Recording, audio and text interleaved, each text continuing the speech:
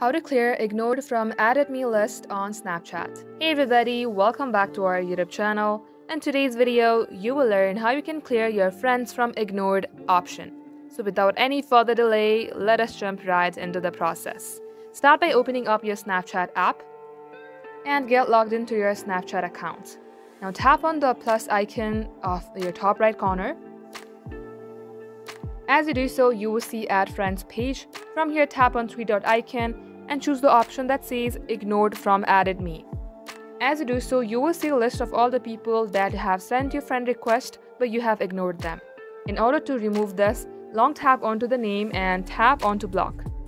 Then tap on block again. Just like so, this is how you can remove them. That wraps up today's tutorial.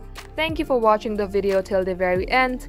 In case it had helped you in any ways, then do like and subscribe. We will get back to you soon with more tutorials like this. In the meantime, stay updated.